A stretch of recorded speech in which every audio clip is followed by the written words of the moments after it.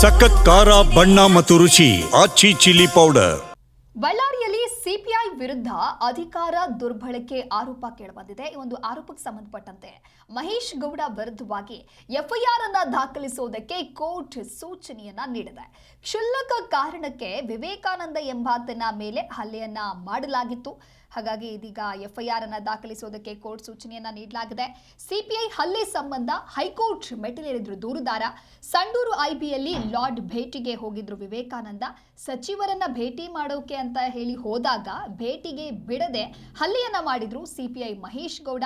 Inspector ವಿರುದ್ಧ ದೂರು ನೀಡಿದ್ರೂ ಕೂಡ ಯಾವುದೇ ರೀತಿಯಾದಂತಹ ಕ್ರಮವನ್ನ ತೆಗೆದುಕೊಂಡಿಲ್ಲ ಅಧಿಕಾರಿಗಳು ಅನ್ನುವಂತಹ ಆರೋಪವನ್ನ ಮಾಡಿದ್ದಾರೆ.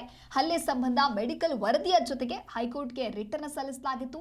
ದಾಖಲೆ ವಾದ ಆಲಿಸಿ ಕ್ರಿಮಿನಲ್ ಕೇಸ್ ಅನ್ನು ದಾಖಲಿಸುವುದಕ್ಕೆ ಸದ್ಯ ಕೋರ್ಟ್ ಈ ರೀತಿಯಾದಂತಹ ಸೂಚನೆಯನ್ನು ಕೂಡ ಕೊಟ್ಟಿದೆ.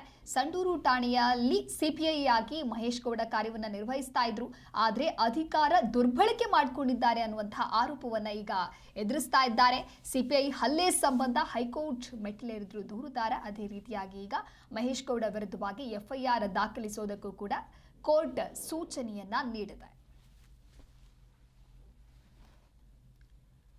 ಸಂಡೂರು ಐಬಿಯಲ್ಲಿ ಸಚಿವರನ್ನ ಭೇಟಿ ಆಗಬೇಕು ಅಂತ ಹೇಳಿ ವಿವೇಕಾನಂದ ಎಂಬುವರು ತೆರಳಿರ್ತಾರೆ. ಸಚಿವರ ಜೊತೆಗೆ ಯಾವುದೋ ಒಂದು ವಿಚಾರಕ್ಕೆ ಪ್ರಸ್ತಾಪ ಆಗಿರಬಹುದು ಅಥವಾ ತಮ್ಮ ಸಮಸ್ಯೆಯನ್ನ ಹೇಳಿಕೊಡಬೇಕು ಅನ್ನುವಂತಹ ನಿಟ್ಟಿನಲ್ಲಿ. ಆದರೆ ಸಚಿವರ ಭೇಟಿಗೆಯೂ ಕೂಡ ಅವಕಾಶವನ್ನ ಮಾಡಿಕೊಡ್ಲಿಲ್ಲ. ಅದರ ಜೊತೆಗೆ ಅವರ ವಿರುದ್ಧವಾಗಿ ಹಲ್ಲೆಯನ್ನ ಮಾಡಿದ್ದಾರೆ ಅವರಿಗೆ ಅಂತ ಹೇಳಿ ಸಿಪಿಐ ಮಹೇಶ್ ಗೌಡ ಇವರ ವಿರುದ್ಧವಾಗಿ ಸದ್ಯ ಈ ರೀತಿಯಾದಂತಹ ಒಂದು ಅಧಿಕಾರ ದುರ್ಬಳಕೆ ಮಾಡ್ಕೊಂಡಿದ್ದಾರೆ ಅನ್ನುವಂಥ ಆರೋಪವನ್ನ ಸದ್ಯ ದೂರುದಾರ ನೀಡಿದ್ರು ವಿವೇಕಾನಂದ ಅಂತ ಹೇಳಿ. ಇನ್ನು ಇನ್ಸ್ಪೆಕ್ಟರ್ ವಿರುದ್ಧ ಇವರು ಈಗಾಗಲೇ ಕಂಪ್ಲೇಂಟ್ ಅನ್ನ ಕೂಡ ಕೊಡ್ತಾರೆ. ಆದರೆ ಕಂಪ್ಲೇಂಟ್ ಕೊಟ್ಟರೂ ಕೂಡ ಯಾವುದೇ ರೀತಿಯಾದಂತಹ ಕ್ರಮವನ್ನ ಅಧಿಕಾರಿಗಳು ತೆಗೆದುಕೊಂಡಿಲ್ಲ.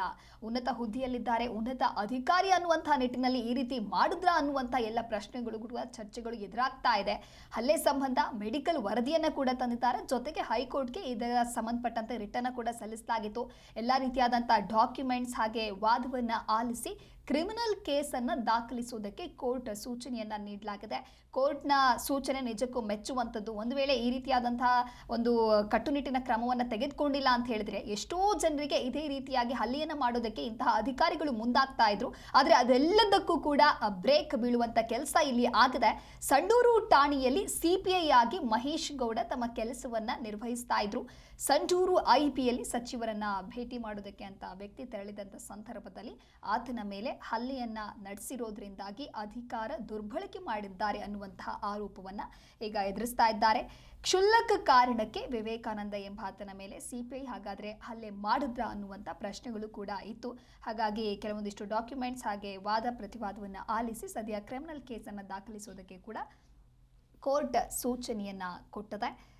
ಸಚಿವರ ಭೇಟಿಗೆ ಬಿಡದೆ ಹಲ್ಲೆಯನ್ನ ನಡೆಸಲಾಗಿತ್ತು.